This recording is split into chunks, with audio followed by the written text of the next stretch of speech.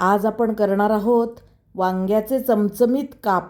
हे काप आपण तोंडी लावणं म्हणून पण करू शकतो किंवा नुसते खायला पण खूप भन्नाट लागतात. हे काप करण्यासाठी इथे मी जांभळ्या कलरचं वांगं घेतलेलं आहे. मंडईमध्ये आपल्याला हिरव्या रंगाचं किंवा पांढऱ्या रंगाचं वांगंसुद्धा मिळतं. पण या वांग्याचे काप खूप मऊ आणि चवीला छान होतात. त्यामुळे शक्यतो हे असं जांभळ्या रंगाचंच वांगं घ्या आणि त्याचे काप करा.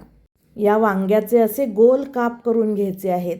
काप खूप जाड पण करायचे नाही आहेत आणि खूप पातळ पण करायचे नाही आहेत. हे असे काप आपल्याला करून घ्यायचे आहेत. आता या कापांवर मी चवीप्रमाणे मीठ, तिखट आणि हळद घालून व्यवस्थित मिक्स करून घ्यायचं आहे. कापांना हे सगळ्या बाजूनी लागलं गेलं पाहिजे. हे आपल्याला फक्त 5 मिनिटं ठेवायचं आहे. खूप जास्त वेळ ठेवलं तर त्याला पाणी सुटेल आणि मग सगळी तिखट मिठाची चव निघून जाईल. इथे मी कोटिंगसाठी 4 चमचे रवा आणि 2 चमचे तांदळाचं पीठ घेतलेलं आहे.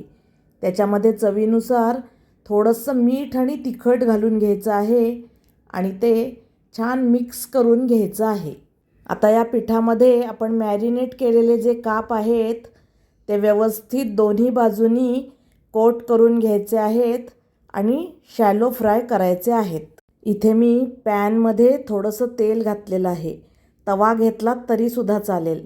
तेल गरम झाल्यानंतर वांग्याचे काप ठेवून परत थोडंसं वरती आणि बाजूला तेल सोडून छान तांबूस रंगावर शॅलो फ्राय करून घ्यायचे आहेत.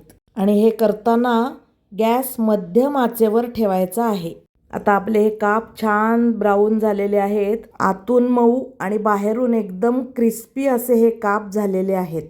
नुसते खायला किंवा आमटी भात, वरण भात ह्याच्याबरोबर पण हे काप खूप भन्नाट लागतात. तर असे हे झटपट होणारे काप नक्की करून बघा.